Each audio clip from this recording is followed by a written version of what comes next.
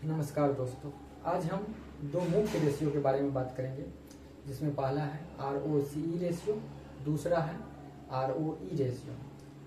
ROCE ratio और ROE जो ratio है ये कंपनी की वित्तीय स्थिति को दर्शाता है और ये दोनों चीज़ अलग अलग चीज़ों के लिए देखा जाता है। जैसे कि ROE रेशियो को इन्वेस्टर के लिए ज़्यादा फायदेमंद है देखने के लिए, और ROE रेशियो कंपनी की वित्तीय प्रदर्शन के लिए देखा जाता है, कंपनी इसको जारी करती है। तो आइए इसको बेहतर ढंग से समझते हैं। ROCE रेशियो क्या है, ROE रेशियो क्या है, समझते हैं।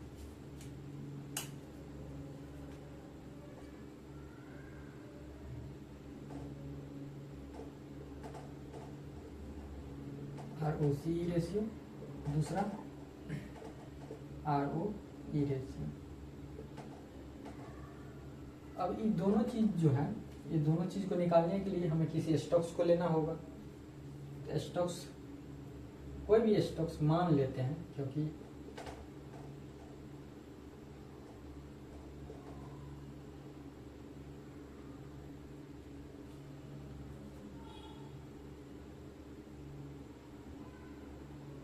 मान लीजिए कि कोई फार्मा सेक्टर है,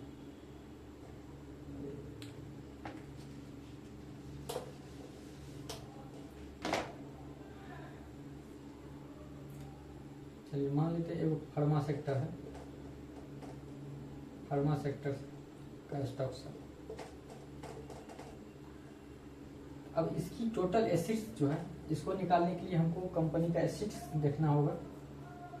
इसका एसेट्स है 10 करोड़ रुपया, 10 करोड़, ठीक।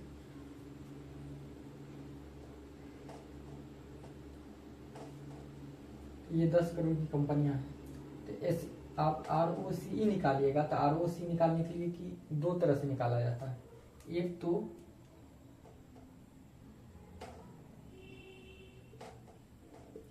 अगर एसेट्स में 10 करोड़ है,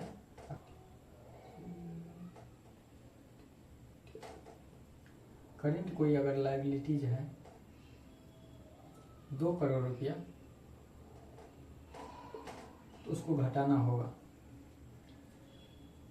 ROCE निकालने के लिए दो तरह से निकाला जाता है। एक तो एसेट्स में करेंट लायबिलिटी जो घटाना होगा, तो जो एसेट्स आएगा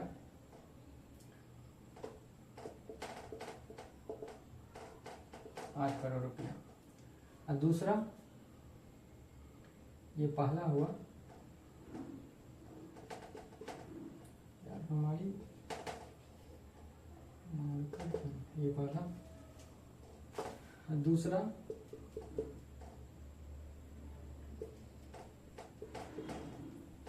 क्योंकि ROCE निकालने के लिए दो एसेट्स को देखना इसलिए जरूरी है, क्योंकि करेंट लायबिलिटीज वो लायबिलिटीज होती है जो तत्कालिक देनदारियां होती है, जैसे 1 महीना 2 महीना में या 6 महीना में, साल भर से पहले उसको चुकाना है, देना है।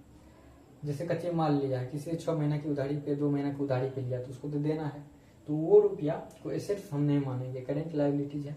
ROCE निकालने के लिए उस रुपया का यूज हम नहीं करेंगे। हम यूज कौन रुपया करेंगे, जैसे कि कंपनी के पास मान लीजिए 8 करोड़ रुपया है, ठीक है, और 2 करोड़ रुपया लॉन्ग टर्म एसेट्स है, लॉन्ग टर्म डेब्ट है, कर्ज लिया है लेकिन लंबे समय के लिए, कितना, 5 से 10 साल के लिए। कोई 1 साल से अधिक के लिए लिया है कर्ज, जैसे 2 करोड़ जो है लॉन्ग टर्म के लिए है, 1 साल से अधिक के लिए।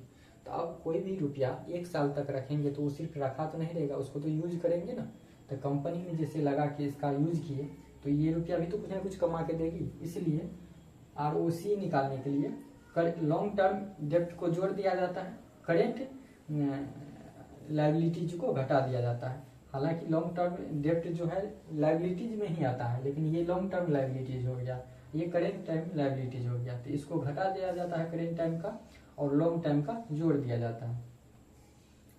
अब यहाँ पे हम ROCE निकालने के लिए सूत्र होता है EBIT by assets, total assets. अब EBIT का मतलब हुआ कि earning before interest and tax. तो वो रुपया, वो आमदनी जिसमें कंपनी ने टैक्स और सरकार को टैक्स और ब्याज नहीं चुकाई है। जो लोन लिया है तो उसका ब्याज नहीं दिया है और टैक्स नहीं भरी है, उससे पहले का रुपया जो है तो उसको EBIT बोलते हैं। तो वो रुपया हम इसमें लेते हैं निकालने के लिए। तो earning before interest and tax बटे एसिड्स। अब इस अर्निंग जो है,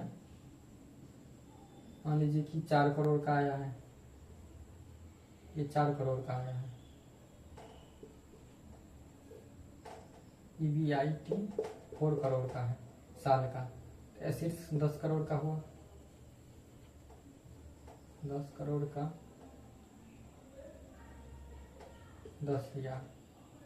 अब 4/10 इसको 2/5, तो रेशियो निकालेंगे तो 100 से गुना करेंगे, 20 गुना 40। तो ROC रेशियो निकला 40%, यानी कि कंपनी एक साल में 40% टोटल एसिड्स का उपयोग करके कमा रही है। अब दूसरा रेशियो देखते हैं, ROE रेशियो। ROE रेशियो निकालने के लिए हमको नेट प्रॉफिट कंपनी का लिखना होगा। Net profit by share holder,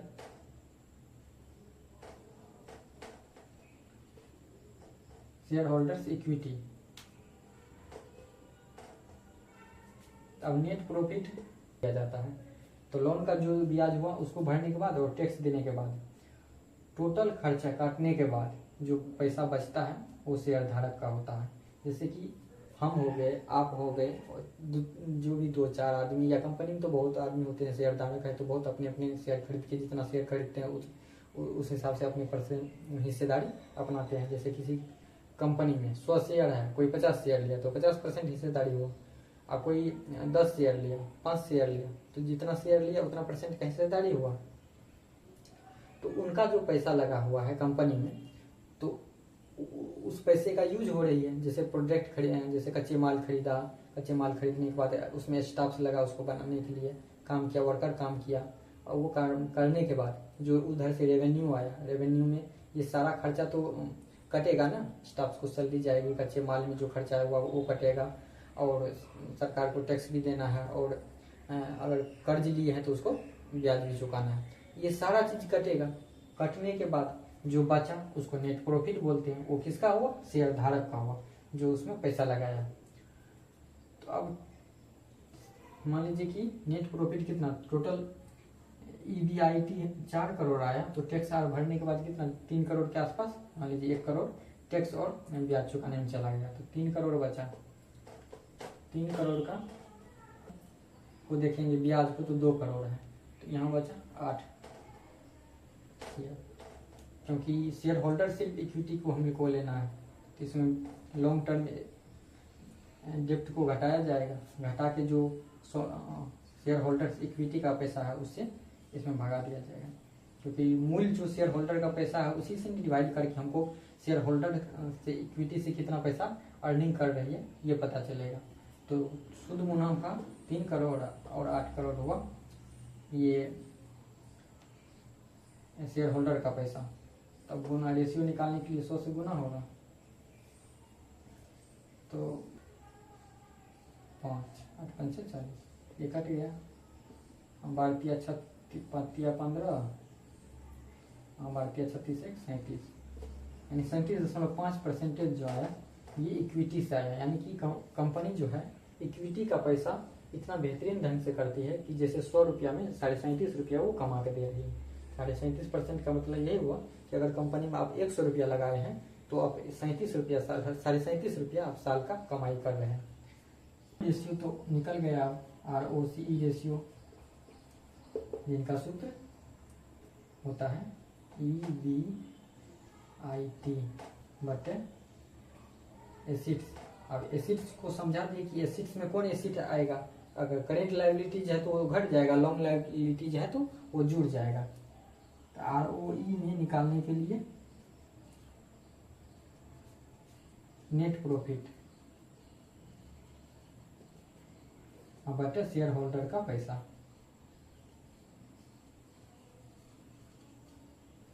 holders का पैसा, क्योंकि नेट प्रॉफिट जो कंपनी का बचा, जितना शेयर होल्डर पैसा लगाया वो पैसा कितना काम करके उसको कमा के दिया, तो वो जो नेट प्रॉफिट आया वो बताता है।